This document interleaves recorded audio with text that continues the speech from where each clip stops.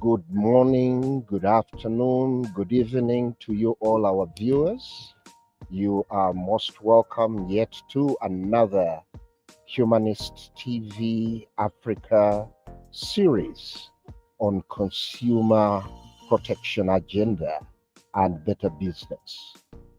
Today, our viewers, we're yet back with uh, an issue of consumer welfare, consumer plight, and consumer as a market that fuels businesses.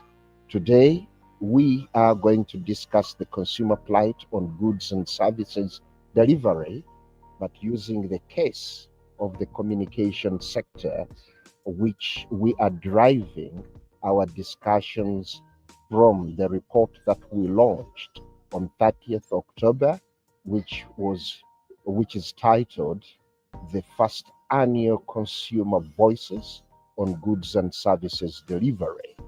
So, ladies and gentlemen, before we dive into the process, I would like to once again thank our partners, the Humanist TV Africa, for giving us this opportunity and platform to speak to consumers in Uganda, in East Africa, in Africa as a continent, and consumers in the global world, using this platform that brings together the different players in different areas of the global world. So, very quickly, I'm honored also to be with my colleague, Bernard Wambale, our heads of program, and also to be with Dennis as our producer back in the studios in Entebbe. So, colleagues, last we this is the third session in the series of consumer voices, maximizing the consumer voices and promoting the consumer agenda. First, we started by introducing to you the overall report of consumer voices that we launched. And then our second in the series, we addressed transport.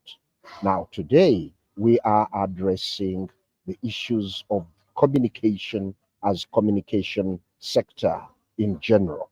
So you will appreciate wherever you are that every bit of our humanity, of our consumer position, hinges on communication. And what are we doing now? We are communicating to you, and we are addressing issues of communication because even when we go to the market, we communicate to whether we are buying goods or services. When our duty bearers are communicating to us, or they are speaking to us about their respective programs, they do communicate to us, and they use the communication infrastructure. And when the private sector, the service providers, and the goods providers are delivering goods and services, they communicate to us. And this takes me back to the aspect of communication is no longer a privilege. Communication is a priority and it is a right. So this is where it is very key that we unpack the voices of the consumers with regards to communication. And it is a right to the consumer, and still it brings in the aspects of consumer responsibilities. So, colleagues, before we unpack, I would like to just give you a small perspective, then I'll bring in Bernard to bring in the other aspects, and then I'll come back later. So, as we unpack the communication sector, we'll need to appreciate that the communication sector has got more than two aspects, but I would like to rely on two aspects. The communication sector has got the goods perspective, where we look at the infrastructure of the communication sector, where we look at the cables, where we look at the power stations, or the best stations where we look at the gadgets. Then there's a service sector where our voices are relayed, where internet is. Still in the communication sector, there is courier of mail, courier of goods, and so forth. So the communication sector facilitates many things. It facilitates the transactions of buying goods and services. It facilitates the financial sector. It facilitates the education sector. It facilitates the health sector, energy, transport sector. When you order for your means of transport, when you pay for your means of transport, when you are paying for your electricity, when you're paying for your water, when you are paying for your health services online, all these are facilitated by the communication sector. So, what are the consumer voices, which my colleague Bernard will speak to later after I have given a few remarks? The communication sector was the second most complained about all issues raised about in the annual report, where most of the goods that were complained about come in. The goods were kind of substandard, can be in gadgets. Goods were counterfeit, comes in still. One says that I am selling you a Samsung, but when you look at the originality of the Samsung, it is a counterfeit. And when others you find they are substandard, many types of gadgets. So that is in the goods perspective, substandard and counterfeit, and also poor poor services. Then, when in the other aspect of services, the aspect of poor connectivity was one of the major aspects in the communication sector, but we'll be opening that up further. And then fraud was the other aspect complained about in the communication sector. Then it was poor customer care, when many of you call the helplines and you can't go through. When you go to all the service centers, the treatment that you find in there, but also the quality of signal and so forth. So, having said that as a curtain riser, I would like to end my curtain rising by saying that if not safe, it is very key as the consumer. We need to stop, we assess, we do fact check, and we engage, we speak out. So once we find that the communication services are not safe, we need to stop, speak up, take action, give the facts, and then we engage. When we do not do that, our social economic aspects are impeded. It increases our plight.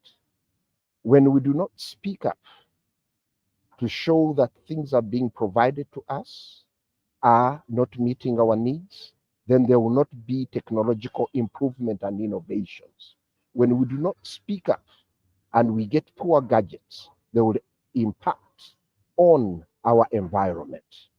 When we do not speak up, policy and regulation will not be improved. So when we speak up, policy, policymakers will wake up. Most of the times they're the politicians, the technical with regards to legal, they will look at our consumer voices and use them to improve both legal and policy frameworks. Lastly, if we do not speak up, then the unethical behaviors would continuously come up. So we need to be working solidarity as consumers to have better businesses. We need to be critically aware and we need to take action so that we have better businesses and promote our consumer agenda of getting value for money. With that, colleagues, I would like now to open up and call in my colleague Bernard to lead us through the other detailed with regards to the voices of consumers that we launched that are embedded in the Consumer Voices report, where more than 11,000 consumers spoke and gave their opinion on the communication services. Bernard, you're most welcome. All right, thank you, Henry. Thank you so much for taking us through key aspects of the complaints that we actually gathered from the consumers from across the country. And it's an honor that I'm going to share with us a little bit extensively about some of these issues that the consumers were actually raising, and probably look out for what could be the causes, what could be the risk factors surrounding this whole subject of communication. Of course, to begin with, there are quite a number of issues that each one of us must have encountered at one particular time. But of course, I'm going to major on the key issues that the consumers were raising, and also what we have been able to do as a consumer protection entity to make sure that consumers are actually supported by the responsible persons. Now, one of the key issues that came out clearly on communication was the issue of poor network coverage. We learned that actually majority of the consumers were complaining about the nature of the network. There is poor network in some of the locations, and what we're learning is that the network actually becomes unstable as you go actually to rural settings. So every time you're going to the rural setup, the network keeps on depreciating, which means that if you just look at that graph that we are projecting, almost 75% of the consumers had an issue around network. And you know what it means? If the network is very bad, let's say on one of the telecoms, remember it is the same network that has to facilitate sharing of information on Twitter, on LinkedIn, on social media, on email. So the moment the network is actually compromised, it means the network on the phone fails, so you cannot be able to make a phone call to your colleague, or the network on social media or on email, or if you have a radio talk show or a TV show like this, you cannot be able to communicate just because the network is actually poor. So many people are complaining around the challenge of network, that it's actually very unreliable. And that means that if someone is going to pay electricity using mobile money, they are not actually able to make a payment just because the network is actually poor. If somebody has a patient in the hospital and they're supposed to make a transaction or to pay the hospital bills using the phone, and the network is very bad, it will simply mean that they are not able to make a transaction of that money. Now imagine if someone has been discharged from the hospital, but they only have the money on their phone. It means they will have to spend another evening or another night in the hospital because they're not able to make a payment, and yet they have actually the money on their phones. So that is how network is very, very crucial. And this network is both on calls and also on internet. Now, just imagine if someone has to use their phone to withdraw the money from the bank, and maybe you are using Center Mobile, or and you have to withdraw money from the bank to your phone, and then from your phone, to the hospital. So the network is a big issue that we need to deal with to make sure that there is constant network, and also people have reliable network that is actually meeting the needs and the demands of our people, especially when it comes to this era where everybody is using internet to do a lot of things. Just imagine you're using internet to run your business online, and then the internet is off. I mean, what then do you do? So quite a number of people were really complaining. By the way, we are talking about 2,029 people who raised an issue of internet. 2,000 is a very huge number. And these are the only ones who were able to come through and spoke to us. So there are those ones, millions of them who are not able. Now, one of the most interesting bits of internet was, rather the network, was also associated with the rural-urban divide, meaning that people in the urban setting are relatively better than those who are in the villages. Actually, people reported that the internet depreciates as you go to the rural. So every time you're leaving the city center and you're going to the rural setting, the internet keeps on even worsening. The network becomes more terrible. So we call upon the telecom companies to actually improve, strengthen the network bandwidth in both rural and urban. You can imagine a rural woman who gets sick, or maybe she wants to, her time of delivery has come, but they are up in the mountains, they have no internet or they have no network, but this lady has to call an ambulance to come and pick them. So how do they do that if if the network is not stable? So those are some of the complications that were reported around internet and network generally. So we raised this matter to the Uganda Communications Commission, trying to understand the situation at hand. How can we improve the internet? And we also raised the same matter to the telecom companies, MTN, Airtel, UTEL, were able to raise this matter to them. Now, one of the surprises also came through. The telecoms and also American Tower Corporation, which is responsible for raising the towers, also had a complaint. They said, well, that is our interest, because all telecoms are actually making money because the internet and the network are actually stable. So there is no telecom company that would actually wish to have poor network, because if they have poor network, then they're not able to make the money. Now, they also raised the concern that whenever they have a tower, or maybe they have masts in our communities down there, our community members go ahead and start vandalizing the equipment, the telecom equipment. So we're talking about a mast, we're talking about those towers which have been set up in our communities to actually enable us have access to internet or have access to proper network. But what we see is that when they set up a tower in our community down there, our community members, because probably people are poor, people are really living lives, people have no money. So you'll find that many of them, when they see a tower such as that, they will move there and they vandalize. They take off, let us say, the solar panels, they take away maybe the generator, they steal some of the cables so that they go and sell them as scrap. So you find that the telecom companies and the tower companies are locally suffering on maintenance costs because the community members have vandalized their infrastructure. And what is the effect of vandalizing that kind of infrastructure?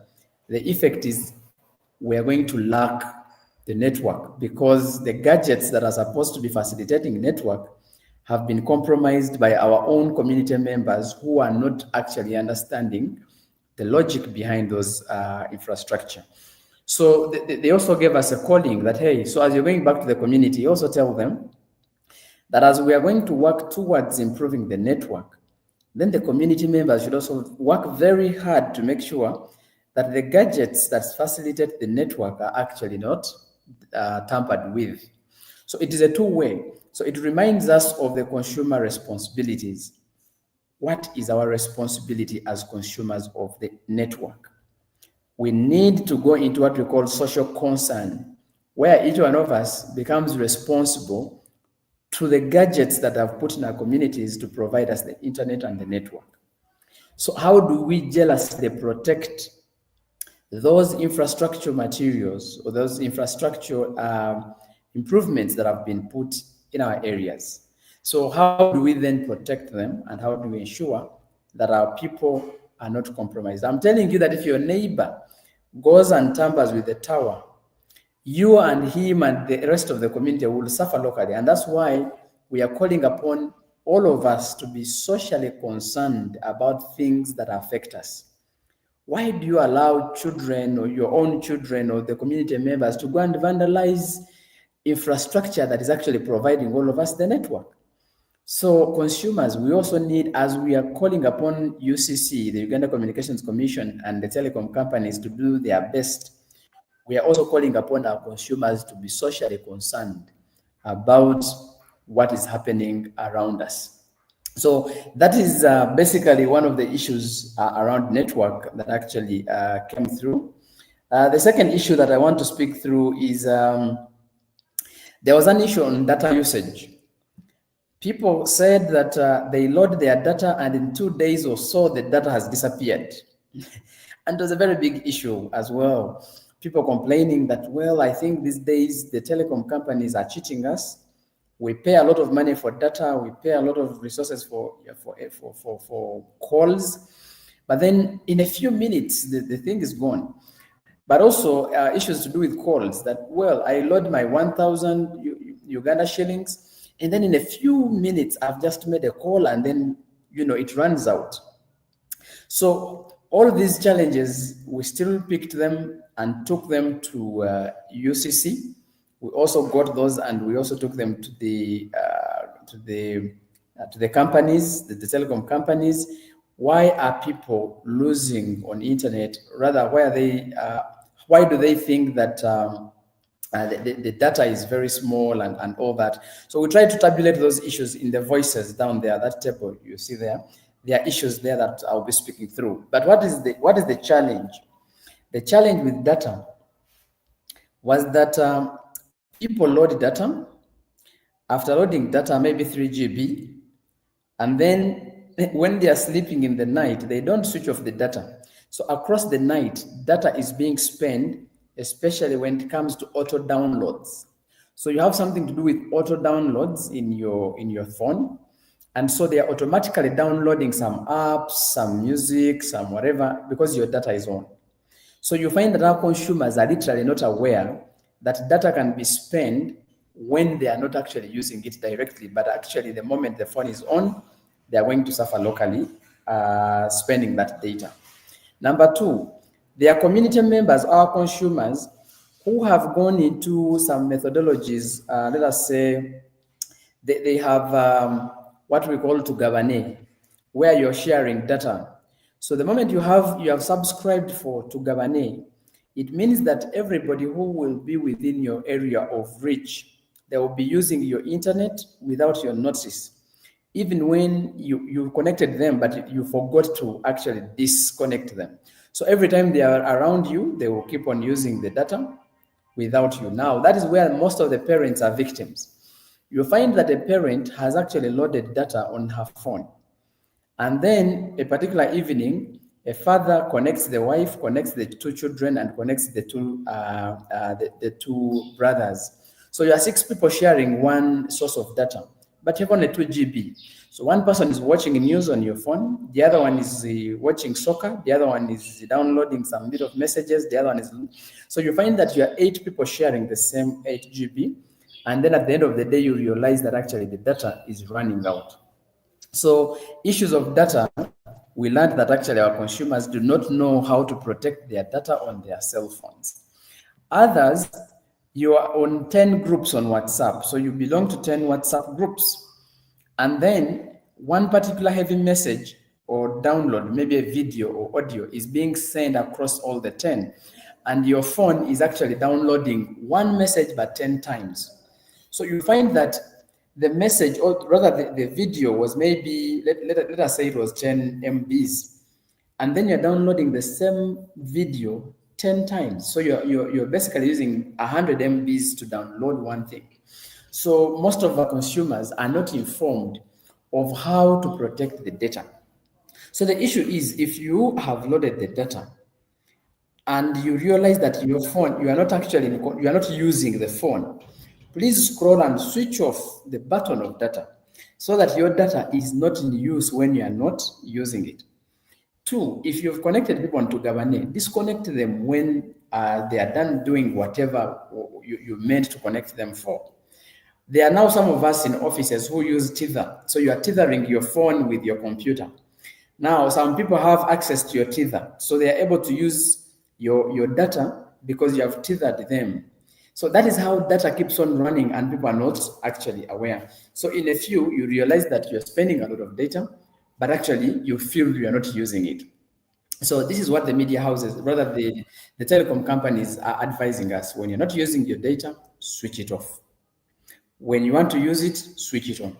But also, let us learn how to optimize our data.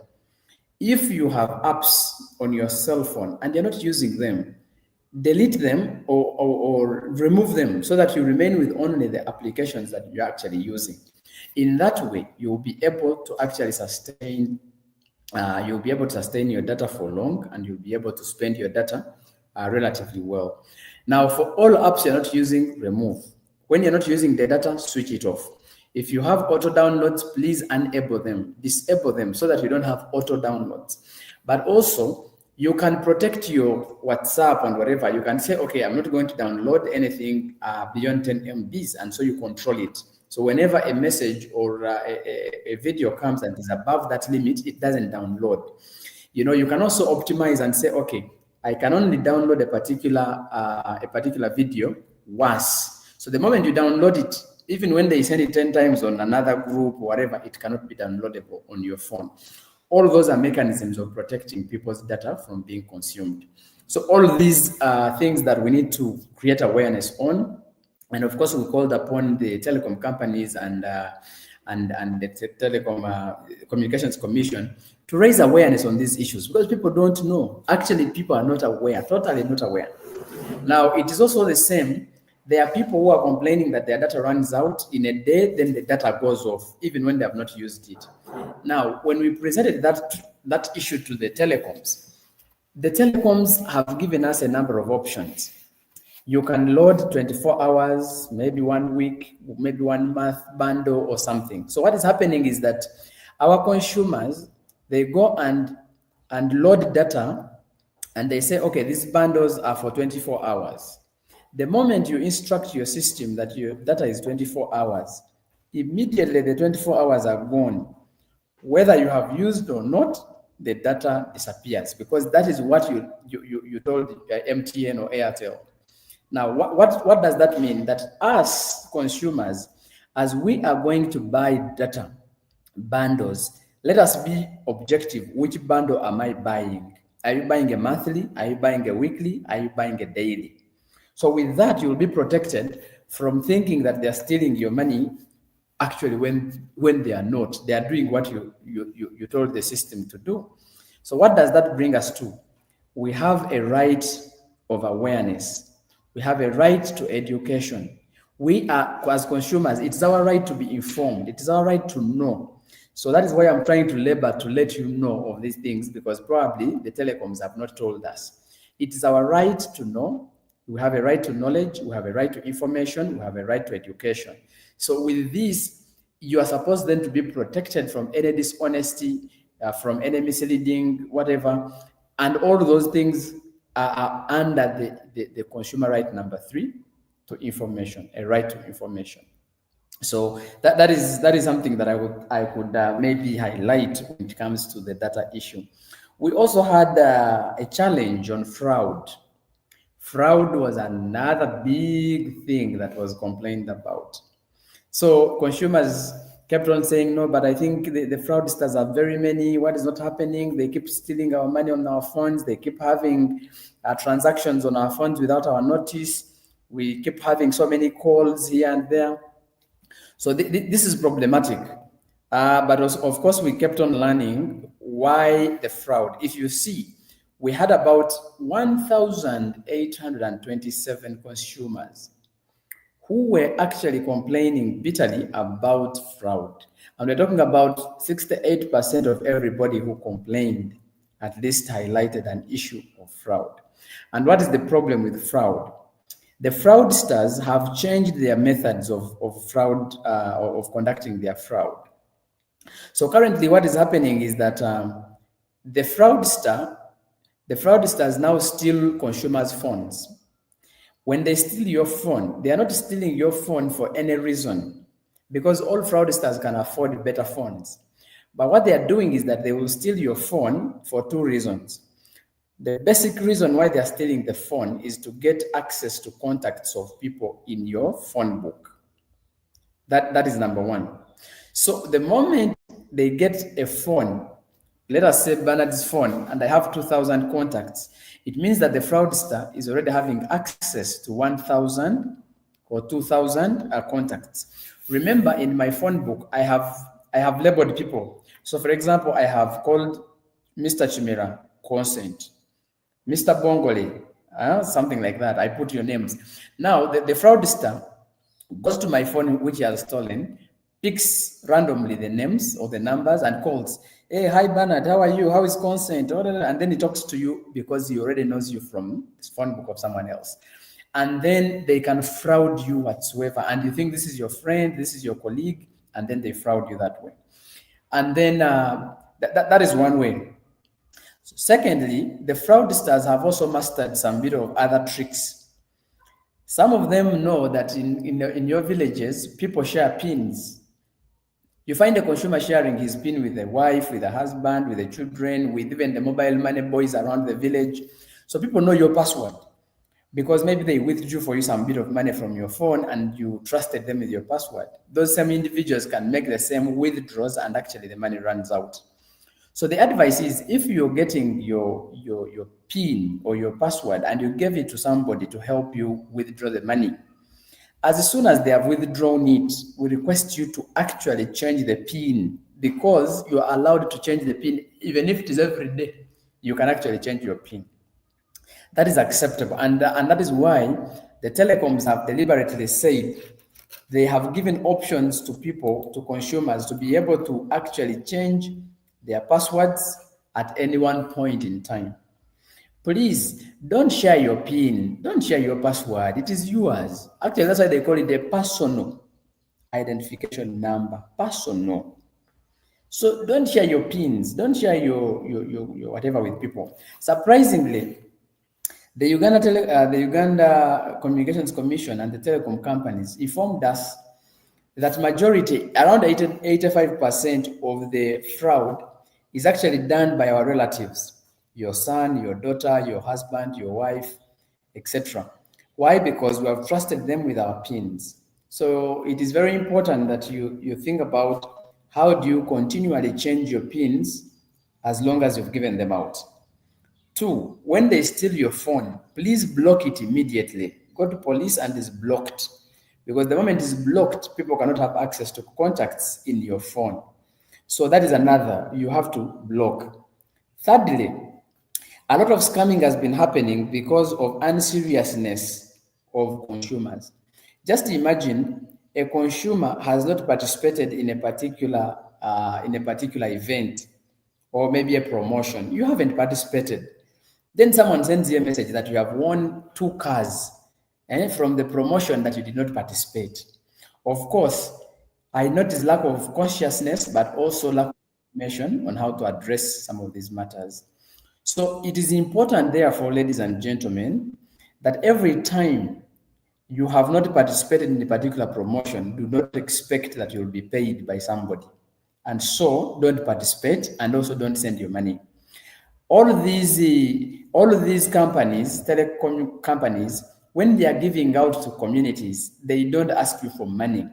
But most of the fraudsters, they will say, okay, you have won 1 million, but please first send 200,000 to facilitate us to do A, B, C, and D. There is no company, there is no telecom company that will give its consumers or customers a gift at the expense of first paying them. That one we have confirmed with MTN, we've confirmed with Airtel, we've confirmed with UTEL, we have also confirmed with the consumer, rather with the Communications Commission. So consumers, let us be aware, let us be informed, let us be critically aware of things that go on around us. The moment we are critically aware, I am telling you, you'll even be calling those fraudsters when they call you, and you tell them, oh, sorry, I don't need your money. There is nothing that is free that a fraudster can actually give us. So let us be critically aware of things that are happening around us. So the issue of fraud was so big, but that is how best we can kind of explore it and explain it to our members. Now, there was another issue of the reassignment of funds. Reassignment of funds. So reassignment of funds means that Airtel, okay, the telecom companies, by law, they are mandated to reassign phone lines or cards that have not been in use for 90 days. So the moment you have a SIM card, and that SIM card is registered in your names. But then that SIM card has not been used for calls and SMS, at least a call or SMS, for the last 3 months, 90 days. The telecom has the capacity, or it has the mandate of actually getting that line and giving it to another person. Now, the most unfortunate bit that we have reported as well to UCC and the telecoms is that now we have learned that when you realign a SIM card, UCC, rather the telecoms, have been having a challenge or a mistake that someone's line has been assigned to another person. Now the new user can use it for phone calls and SMS, but they cannot use it for WhatsApp. So you find that one line is being used by two people. One is using the line for WhatsApp, while the new user is using the line for phone calls. So that one is going to be addressed as soon as possible. We have been able to register it, as you can report. We're able to bring it out clearly, and is being worked on. New codes are being created to enable our consumers to have, if they swap it away, you cannot use it to people, because that can also increase the fraud. But also on that, there are people who would want to maintain, probably they are traveling abroad, and that means that their lines may not be in use, and you don't want to lose it.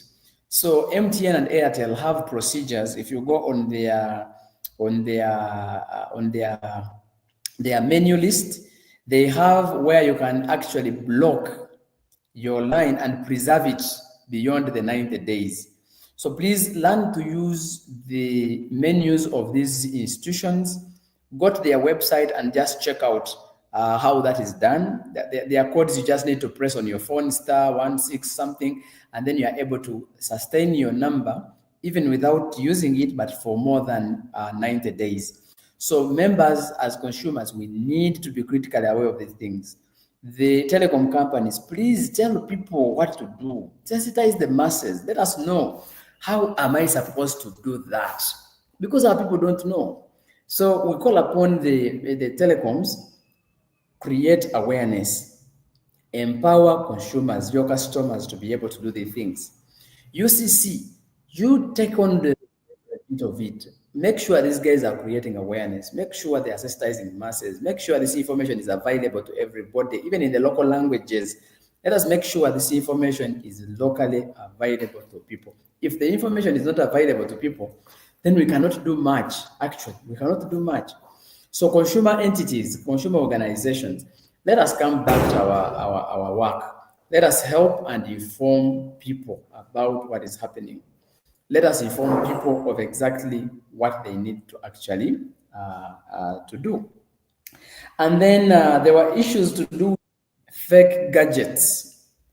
Fake gadgets. Actually, you see, you buy a cell phone and you have a phone call of 30 minutes and the phone heats up. You know, we're making a joke that the phone can burn your ear. So our calling is that majority of the guys of the consumers were actually reporting that we have a lot of fake gadgets that they are dealing with. They have actually people are keeping, that is the best word I can use. People are keeping gadgets, cell phones, but which are fake. It heats up in a few minutes. It cannot call. It freezes, lots of fake things. And UCC on their menu, on their website, and also the telecoms have provided on how you can actually check a cell phone before you even purchase it, how fake it is. So when you press those digits, then you can be able to see. They send you a message on that phone and say, oh, this is fake. Then you are not able to buy it. So please let us utilize the information that is available on the websites of these entities. But of course, not all consumers can have access to internet, rather to websites. So again, a calling to the telecoms, let people know this information. Let us educate people that please, when you're going to buy a cell phone, press *97 or 5 or 6, whatever it is, and you'll be able to know whether the phone is safe, whether it is original, or whether it is actually a counterfeit phone. So So all of these are available. All that detail is available online, but how many consumers can actually go online to access it? So it brings us back to the responsibilities of consumers. It also brings us back to our rights. One, we have a right to safety, that every product that I'm buying, it must be safe. But who's responsible for giving me an unsafe product? It is probably the regulator who has not regulated the entry of those fake gadgets. So the right to safety is important. We need to protect our consumers. Why would we give our consumers gadgets that are actually unsafe to end up killing them? These are hazardous. And yet there is a whole entity that is supposed to be checking everything that is coming in the country. Now the question has been, how did these gadgets enter the country? So that is where now we need to do a lot of work to make sure that our consumers are aware, they are informed, but also to hold our leaders responsible for why they would allow gadgets which are fake to come on the market, and yet they're actually very dangerous to our people. So that was another. And actually now the question has been that when I buy a fake phone, where then do I go to report? Who is supposed to compensate me? So that is why now we say, okay, please ride on your right to redress, to make sure that when you buy a fake phone and you have someone accountable for it, those people must be accountable to us.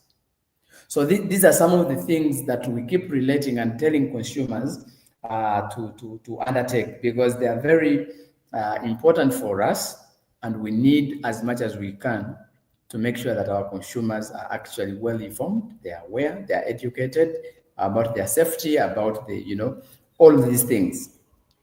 Now, there is currently a lot of challenges when it comes to access to information by the different gender. We went to a particular community where we were collecting these complaints, and we learned that actually women have no phones. And if they have phones, they don't have access to smartphones. They have access to these small phones, and so they cannot be able to read the news, they cannot be able to see the news, they cannot be able to enjoy the social media, whatever, so because of the gender divide in communication. So we have also called upon UCC, how do we remove this gender divide when we are talking about food, or rather when you're talking about communication? How do we empower women to be able to have access to gadgets that can facilitate them have quicker information? In some communities, we learned that actually a community would have like one radio. The whole district has one radio. So there's a lot of monopoly. Whatever is not running on that radio cannot be gotten from, cannot be obtained by our communities. Now, we have implored UCC to attract investors in those communities to go and put more radio stations, so that actually people can have more messages or more information and something of the sort. So it is very important, critical, by the way, to make sure that communication is attained by everybody, attained by young and old and youth and women and men, without segregation, because each one of us actually require the information and also the knowledge. Now, as I come closer to the end of the first bit of my presentation, the communication sector cannot differentiate itself or cannot distinguish itself from the banking sector. Now, the banking sector or the digital finance and communication, they are just together. They are supposed to work together because the bank is using a communication channel. The bank is actually using mobile transactions. Now, in a situation the banking sector starts working in a silo without having some bit of relationship with the communication sector, then there is a problem. So you will find that once the communication sector, for example, is having no internet, it has no network, it has no infrastructure, it means that the other colleagues will also not be in position to serve. So the communication sector, we are requesting you to work with the digital finance services so that when your network is not there, or whether it is there, just know it is affecting other people. So if you don't have internet or network, you're affecting the banks, you're affecting the phones that are running mobile money, you're affecting everything actually is on communication. It is even affecting transport because these days you have to call your self-border gentleman to come and pick you. You have to call the Uber person to come and pick you. So once the communication is wrong, then everything goes wrong. And maybe lastly, one of the complaints that came through or comments was that the communications commissions are literally supposed to put up like a tribunal because people have been cheated, people have been scammed, people have been defrauded. But we realize that actually you go and complain and nothing happens. People are wondering, do we have the fraudsters unknown for centuries? What is it that the commission is doing to make sure that the fraudsters at least are arrested and we tell people that, hey, 10 fraudsters have been arrested and we know that some bit of work happening. But when the commission keeps quiet amongst all these challenges, consumers lose the confidence, consumers lose the trust in such commissions. So we call upon the commissions to make sure that you do your role, but keep informing the consumers of these things. Thank you so much. I think Henry can build on that. Then I can give a little bit later. Yeah, thanks.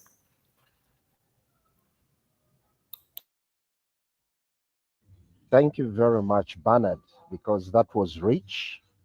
You need a glass of water because it has been a marathon expounding and unpacking the respective consumer issues. And like you've rightly put it, I would like to bring in several insights, but there will be more of emphasis. And I would like to start by where you have called on the commission, you've called on the service providers. With the service providers, we'll need to distinguish marketing and product awareness from consumer awareness. Because most of the times when we raise these issues, go out to the public and sensitize it. And when you visit the outreaches and engagement with the consumers, you find it is all about marketing and product, all marketing and product awareness rather than consumer awareness on services and how to effectively use those services and how to get redress or how to lodge a complaint. These are the consumer awareness issues that we need to bring out, or that the service providers need to bring out clearly when they do outreach. Then if they have done that, then they need to go into their product marketing awareness. So there is a need to distinguish, and I'm saying this, I'm using the Ugandan experience to those of us who are watching or listening to us, wherever you'll find that this is the case in your own countries.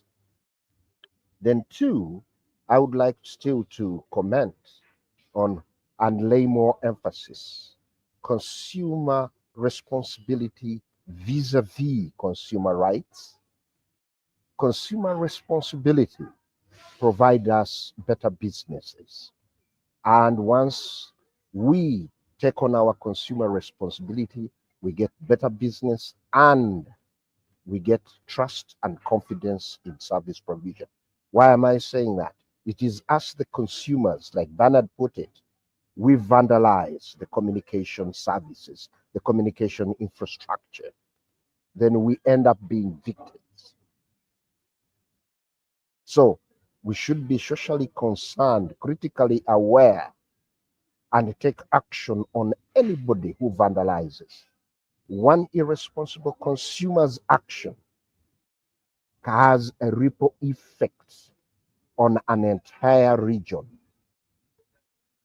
So, consumer action with regards to responsibility of being critical aware of our actions, without taking action and without social concern, that impedes our human right. So, as we think of other people abusing our rights, then we get to know that even us, the consumers, we abuse our own rights. So, consumer responsibility, by taking action, by speaking out, and working as a community in solidarity, we can address these issues of vandalizing infrastructure that doesn't make business better. The other comment that I want to lay emphasis on, and with regards to poor signal, in the opening rightly put it, that communication is no longer a privilege. Communication is a right. Communication is a priority to human life.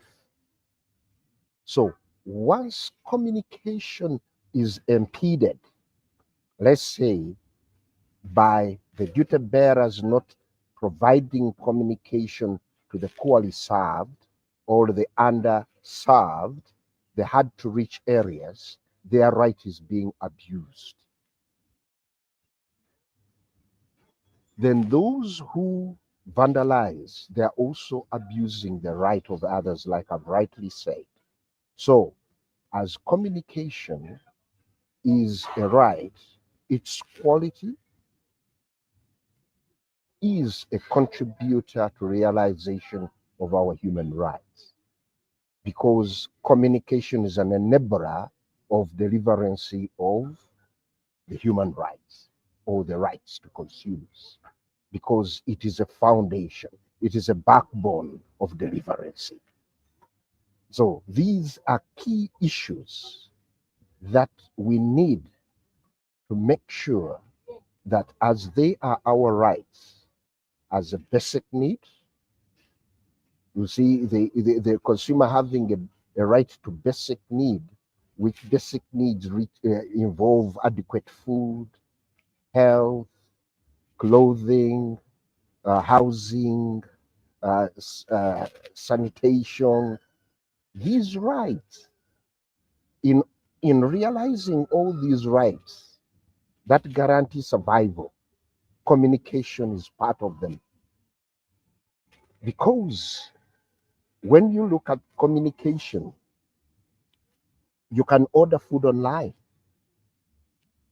Or in case you're not ordering food, you need to call somebody to go and buy that food for you. Or in case you are traveling, you will need to either withdraw money from your from your mobile wallet to pay for transport services when you're going to the market. So once communication goes bad, then your right to that need, basic need of accessing adequate food, is impeded. Accessing health, like Bernard said earlier, you are paying for medical bills, you are paying at a pharmacy, and the network is poor. Or a consumer vandalized the infrastructure, that consumer is abusing your basic need. So communication is a foundation of realization of our basic needs and of our rights as consumers to safety. If you need to inquire whether the product is safe and the communication is not good, or if you need to report fraudsters, if you need to report fraud of food, of health, of what, and the communication isn't good, like it is, you need to call 911 or to call 999 in Uganda, an emergency line, in case you need to call and inform there is a fire, there is an accident, there is a landslide, and the communication is not on, then you're abusing the rights of those people. So this is where we need to think critically aware when we're doing aspects. When we vandalize the system, when the network is not good, there might not be vandalization, but there might be poor network. So the service provider, the duty bearer, when there is no backbone infrastructure, consumers' rights are abused. When they need to call for emergency and the network isn't effective, it isn't working, then their rights are abused. So I find that the discussions that we are having here today are very key. We are using Uganda as a case where we would love to see that consumers play a role into having better businesses. Consumers will play a role in speaking out and up to improve policy.